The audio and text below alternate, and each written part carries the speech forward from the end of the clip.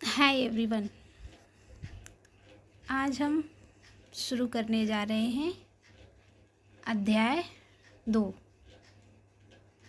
Globe, अक्षांश एवं देशांतर। यहाँ पे आप ग्लोब देख सकते हैं।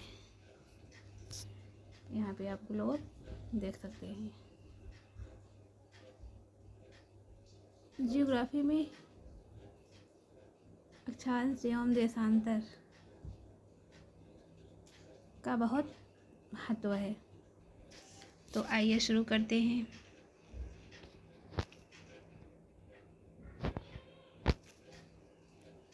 दोस्तों, पिछले अध्याय में आप पढ़ चुके हैं कि हमारी पृथ्वी गोलाकार नहीं है। ये उत्तर एवं दक्षिण ध्रुवों पर थोड़ी चपटी तथा मध्य में थोड़ी उभरी हुई है। यहाँ पे और यहाँ पे चपटी है और यहाँ बीच में उभरी हुई है।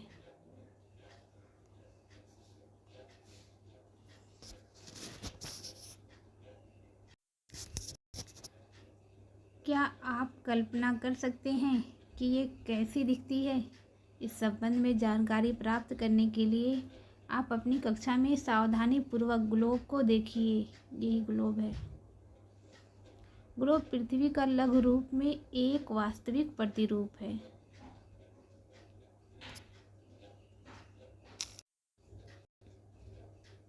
ग्लोब विभिन्न आकार एवं प्रकार के हो सकते हैं। बड़े ग्लोब जो आसानी से एक स्थान से दूसरे स्थान नहीं ले जाए जा सकते, पॉकेट में रखने योग्य छोटे ग्लोब तथा गुब्बारे जैसे ग्लोब जिनमें हवा भरी जा सकती है एवं आसानी से एक स्थान से दूसरे स्थान ले जाए जा सकते हैं। ग्लोब स्थिर नहीं होते, इसे उसी प्रकार घुमाया जा सकता है जैसे कुम्हार का पहिया या लट्टू घूमता है। ग्लोब पर देशों, महाद्वीपों तथा महासागरों को उनके सही आकार में दिखाया जाता है।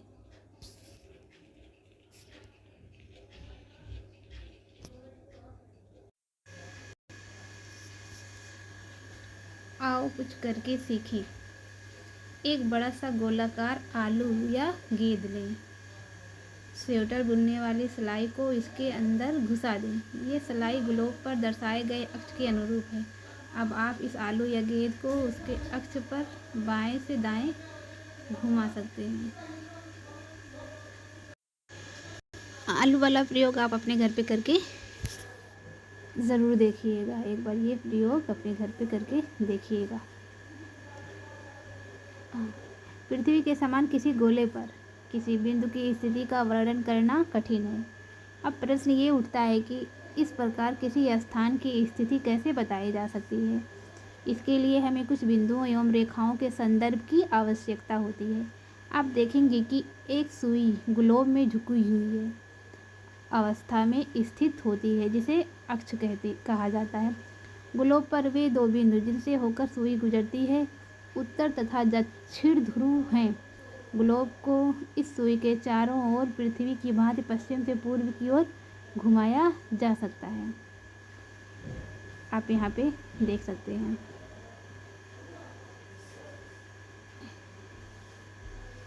ये अक्ष है, ये उत्तरी अक्ष है, ये दक्षिणी इसको उत्तरी ध्रुव या दक्षिणी ध्रुव भी कहते हैं। दक्षिणी ध्रुव भी कहते हैं।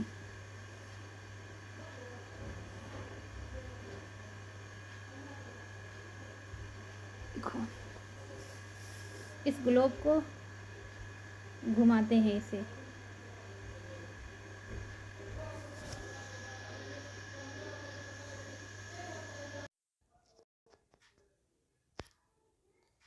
ये ग्लोब है। ग्लोब के बीचों बीच में जो रेखा गुजर रही है उसे विषुवत कहा जाता है।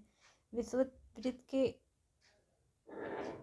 इधर जो ग्लोब है इसे उत्तरी गोलार्ध कहते हैं, इधर जो ग्लोब है इसे दक्षिणी गोलार्ध कहते हैं।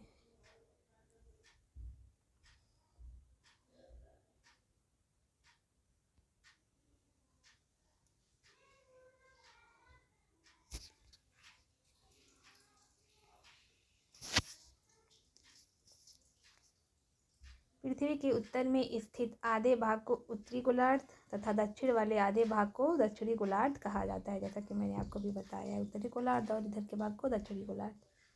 ये दोनों बराबर के आधे भाग होते हैं। इस प्रकार विषुववृत्त पृथ्वी पर एक काल्पनिक वृत्त बनाती है एवं ये पृथ्वी पर विभिन्न स्थानों की स्थिति बताने का सबसे महत्वपूर्ण संदर्भ बिंदु है। विषुववृत्त से ध्रुवों तक स्थित सभी समांतर वृत्तों को अक्षांश समांतर यानी समांतर रेखाएं कहा जाता है। अक्षांशों को अंश में मापा जाता है।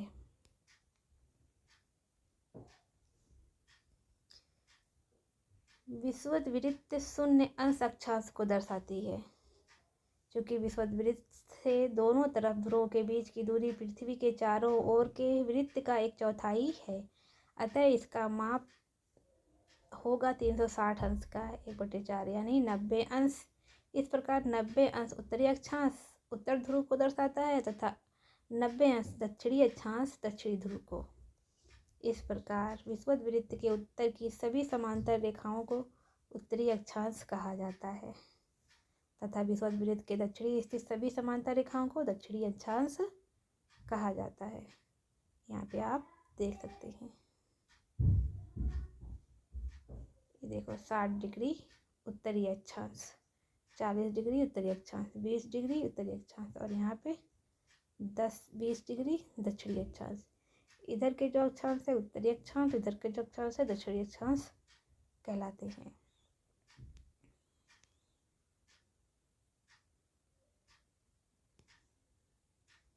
यहाँ पे आगे देखते हैं, इसलिए प्रत्येक अक्षांश के मान के साथ उसकी दिशा यानी उत्तर या दक्षिण को भी लिखा जाता है। सामान्यतः इसे उ या द अक्षर से व्यक्त किया जाता है। उदाहरण के लिए महाराष्ट्र में चंद्रपुर एवं ब्राज़ील दक्षिण अमेरिका में बेलो होरिजोंटे दोनों एक ही अक्षांश 20 अंश पर स्थित है, लेकिन चंद्रपुर विषुववृत्त के 20 अंश पर उत्तर में एवं बेलो होरिजोंटे विषुववृत्त के 20 अंश दक्षिण में स्थित है। इसलिए हम कहते हैं कि चंद्रपुर 20 डिग्री उत्तरी अक्षांश पर तथा बेलो होरिजोंटे 20 डिग्री दक्षिणी अक्षांश पर स्थित है। चित्र 2.2 से स्पष्ट है कि जैसे जैसे हम विषुववृत्त से दूर जाते हैं अक्षांश का आकार घटता जाता है। आप यहाँ पे देख लीजिए, ये हमारा विषुववृत्त है जो 0 डिग्री से है। ये 23.5 डिग्री उत्तरी अक्षांश और ये 23.5 डिग्री दक्षिणी अक्षांश। इस बीच ये उष्ण कटिबंधीय प्रदेश है। 23.5 डिग्री उत्तरी अक्षांश ये कर्क रेखा है और 23.5 डिग्री दक्षिणी अक्षांश ये मकर रेखा है। ये बीच का जो है उत्तरी शीतोष्ण कटिबंध है, क्योंकि ये उत्तर में है, और ये जो एरिया है ये दक्षिणी शीतोष्ण कटिबंध है, ये दक्षिण में है। और ये देखिए ध्रुव, दक्षिणी ध्रुव, ये उत्तरी ध्रुव, ये 66.5 डिग्री उत्तरी अक्षांश।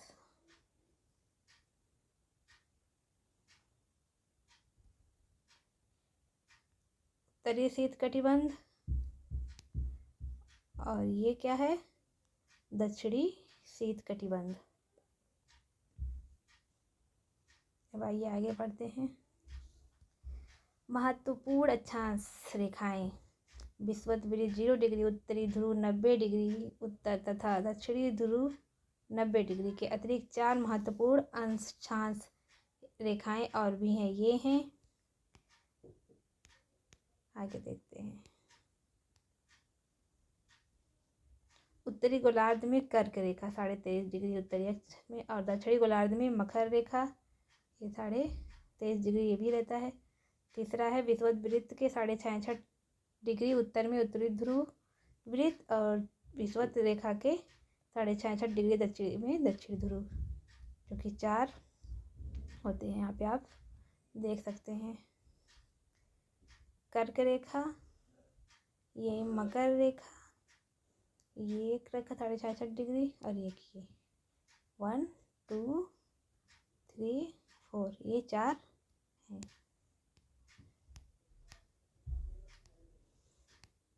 पृथ्वी के ताप कटिबंध। आइए जानते हैं पृथ्वी के ताप कटिबंध। कर्क रेखा एवं मकर रेखा के बीच के सभी अक्षांशों पर सूर्य वर्ष में एक बार दोपहर में सिर के ठीक ऊपर होता है, इसलिए इस क्षेत्र में सबसे अधिक ऊष्मा प्राप्त होती है तथा इसे उष्ण कटिबंध कहा जाता है। आप यहाँ पे देख सकते हैं क्योंकि यहाँ पे मान लो यहाँ पे सूर्य है, अब सूर्य की रोशनी यहाँ पे जा रही है डायरेक्ट, तो ये क्या है उष्ण कटिबंध। यहाँ से इस पे सूर्य की रेखा जाएगी, इस पे सूर्य की रेखा जाएगी, ये थोड़ा तिरछे कट के जा रही है, ये भी तिरछे कट के जा रही है, लेकिन यहाँ पे सीधे सीधे जा रही है। तो ये यहाँ पे सूरज की रोशनी डायरेक्ट पड़ रही है, इसलिए ये बहुत ही गर्म इलाका है, उष्ण कटिबंधी इलाका है।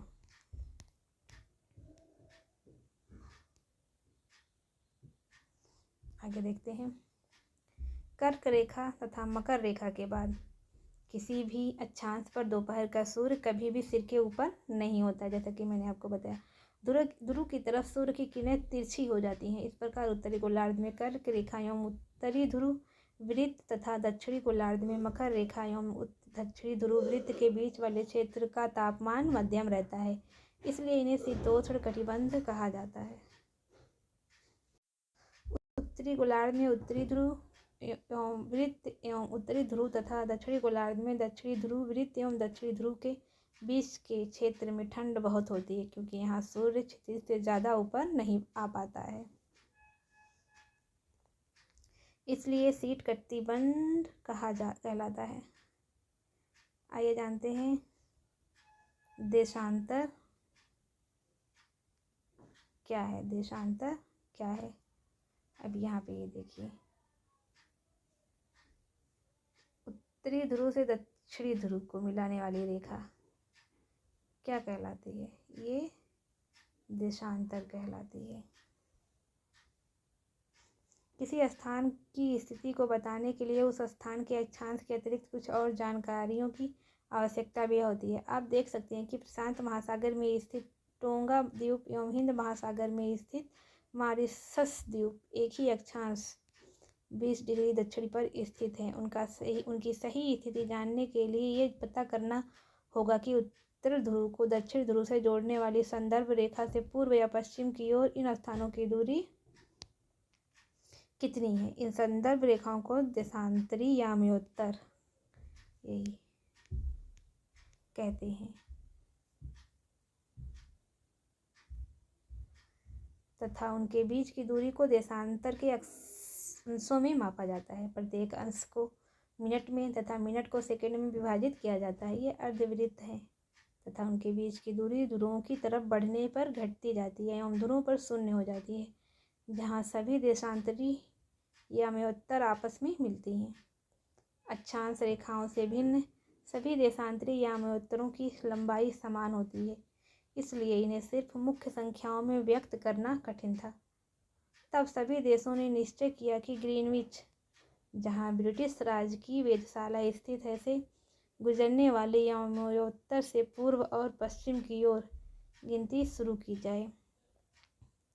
इस याम्योत्तर को प्रमुख याम्योत्तर कहते हैं। इसका मान 0 डिग्री देशांतर है तथा यहाँ से हम 180 डिग्री पूर्व या 180 डिग्री पश्चिम तक गणना करते हैं। प्रमुख याम्योत्तर तथा 180 डिग्री याम्योत्तर मिलकर पृथ्वी को दो समान भागों पूर्वी गोलार्ध एवं पश्चिमी गोलार्ध में विभक्त करती है। इसलिए किसी स्थान के देशांतर के आगे पूर्व के लिए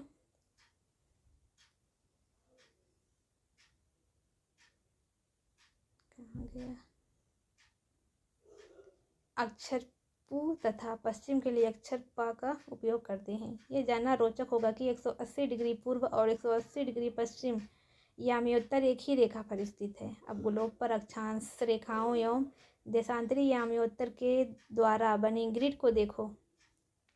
अगर आपको किसी स्थान के अक्षांश एवं देशांतर को सही जानकारी हो तो ग्लोब पर आप उस स्थान का पता आसानी से लगा सकते हैं। उदाहरण के लिए असम में धुबरी 26 डिग्री उत्तरी अक्षांश एवं 90 डिग्री पूर्वी देशांतर पर स्थित है। अब उस बिंदु को देखें जहाँ ये दोनों रेखाएं एक दूसरे को काटती हैं। ये बिंदु धुबरी की सही स्थिति होगी। आप यहाँ पे देख लीजिए, ये क्या है, प्रमुख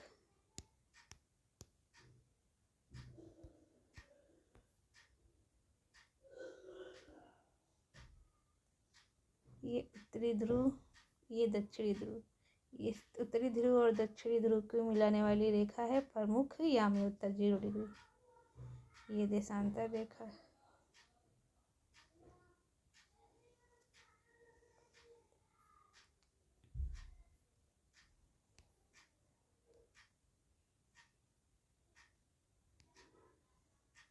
अब आगे देखते हैं।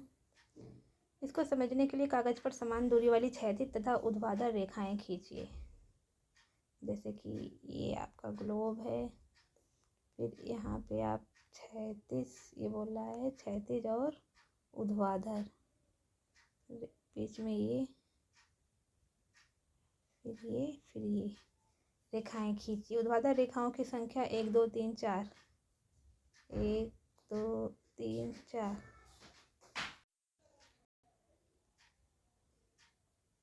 क्षैतिज रेखाओं को का, खा, गा और घा से व्यक्त करें। जिन बिंदुओं पर ये ऊर्ध्वाधर एवं क्षैतिज रेखाएं एक दूसरे को काटती हैं वहाँ कुछ छोटे छोटे वृत्त खींचिए। देखिए, जैसे ये और ये वहाँ इन छोटे वृत्तों को आ, बा, सा, द तथा धा नामों से व्यक्त कीजिए। मान लीजिए कि ऊर्ध्वाधर रेखाएं पूर्व देशांतर एवं क्षैतिज रेखाएं उत्तरी अक्षांश को व्यक्त करती हैं। आप यहाँ पे देख सकते हैं, ये ग्लोब, ये वर्ल्ड मैप है।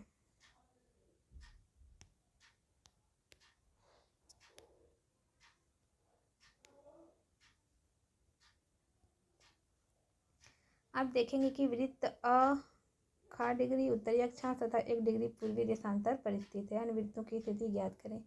देशांतर और समय। आइए आगे पढ़ते हैं। देशांतर और समय। समय को मापने का सबसे अच्छा साधन पृथ्वी, चंद्रमा एवं ग्रहों की गति है। सूर्योदय एवं सूर्यास्त प्रतिदिन होता है, अतः स्वाभाविक ही है कि यह पूरे विश्व में समय निर्धारण का सबसे अच्छा साधन है। स्थानीय समय का अनुमान सूर्य के द्वारा बनने वाली परछाई से लगाया जा सकता है, जो दोपहर में सबसे छोटी एवं सूर्योदय तथा सूर्यास्त के समय सबसे लंबी होती है। ग्रीनविच पर स्थित प्रमुख याम्योत्तर पर सूर्य जिस समय आकाश के सबसे ऊंचे बिंदु पर होगा, उस समय याम्योत्तर पर स्थित सभी स्थानों पर दोपहर होगा। चूँकि पृथ्वी पश्चिम से पूर्व की ओर चक्कर लगाती है, अतः वे स्थान जो ग्रीनविच के पूर्व में है उनका समय ग्रीनविच समय से आगे होगा तथा जो पश्चिम में है उनका समय पीछे होगा। समय के अंतर की दर की गणना निम्नलिखित विधि से की जा सकती है। पृथ्वी लगभग 24 घंटे में अपनी अक्ष पर 360 डिग्री घूम जाती है, अर्थात वह 1 घंटे में 15 डिग्री एवं 4 मिनट में 1 डिग्री घूमती है। इस प्रकार जब ग्रीनविच में दोपहर के 12 बजते हैं, तब ग्रीनविच से 15 डिग्री पूर्व में समय होगा। 15 गुणे 4 बराबर कितना हो जाएगा? 60 मिनट, अर्थात ग्रीनविच के समय से 1 घंटा आगे, अर्थात वहाँ दोपहर का 1 बजा होगा। लेकिन ग्रीनविच से 15 डिग्री पश्चिम का समय ग्रीनविच से 1 घंटा पीछे होगा, यानी वहाँ सुबह के 11 बजे होंगे। इस प्रकार जब ग्रीनविच पर दोपहर के 12 बजे होंगे, उस समय 180 डिग्री पर मध्य रात्रि होगी।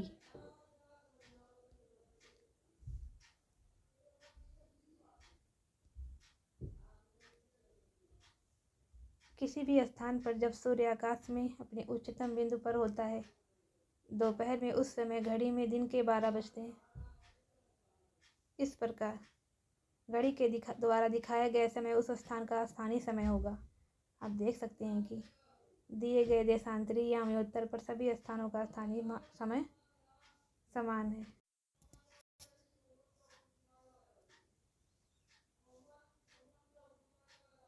हम मानक समय क्यों मानते हैं?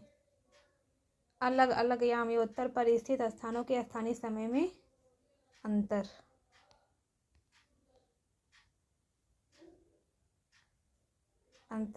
होता है। उदाहरण के लिए बहुत से देशांतरों से होकर गुजरने वाली रेलगाड़ियों के लिए समय सारणी तैयार करना कठिन होगा। भारत में गुजरात के द्वारका तथा असम के डिब्रूगढ़ के स्थानीय समय में लगभग 1 घंटा 45 मिनट का अंतर होगा। इसलिए यह आवश्यकता है कि देश के मध्य भाग से होकर गुजरने वाली किसी याम्योत्तर के स्थानीय समय को देश का मानक समय माना जाता है। इस याम्योत्तर रेखा के स्थानीय समय को पूरे देश का मानक समय माना जाता है। भारत में 82.5 डिग्री को मानक याम्योत्तर माना गया है। इस याम्योत्तर के स्थानीय समय को पूरे देश का मानक समय माना जाता है। इसे भारतीय मानक समय के नाम से जाना जाता है। आप यहाँ पे देख सकते हैं, ये भारत के यहाँ से गुजरती है भारतीय याम्योत्तर। ये भारत के किन किन राज्यों से गुजरती है, तो इसके लिए एक फार्मूला है, छुआ। भारत क्वेश्चन आ सकता है, भारतीय मानक याम्योत्तर रेखा भारत के किन किन राज्यों से गुजरती है, तो ये है उसे उत्तर प्रदेश, मध्य प्रदेश, छत्तीसगढ़, ओडिशा और आंध्र प्रदेश, इतने राज्यों से गुजरती है। आप लोग याद करिएगा, छुआ।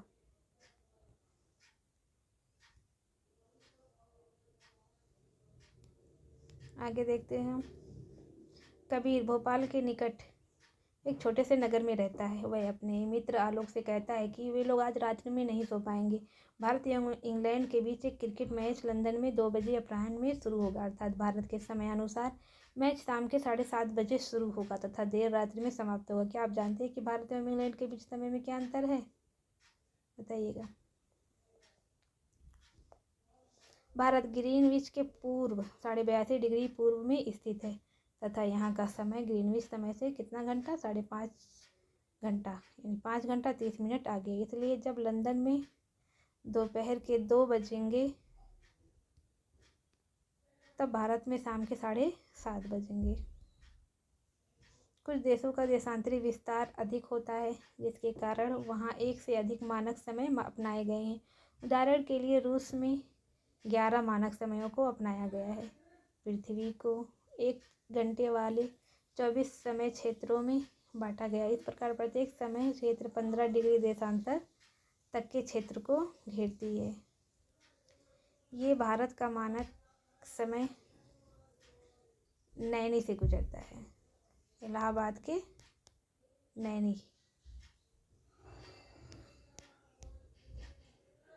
से। अब आगे है अभ्यास। आप अभ्यास प्रश्न देख सकते हैं। पृथ्वी का सही आकार क्या है? ग्लोब क्या है? कर्क रेखाओं का अक्षांश सीमान क्या है? पृथ्वी के 3 ताप कटिबंध कौन से हैं? अक्षांश एवं देशांतर रेखाएं क्या हैं? आप ये सब देख सकते हैं। प्रमुख याम्योत्तर का मान क्या है? यहाँ पे है 90 डिग्री, 0 डिग्री या 60 डिग्री। आप इसका आंसर जरूर दीजिएगा। शीत कटिबंध किसके नज़दीक पाया गया है? ध्रुवों पर या विषुववृत्त पर या कर्क रेखा पर? आपको शीत कटिबंध आपने देखा ही था। चलिए, आप सभी सवालों का जवाब दीजिएगा। इसके लिए हम अलग से वीडियो भी बनाएंगे।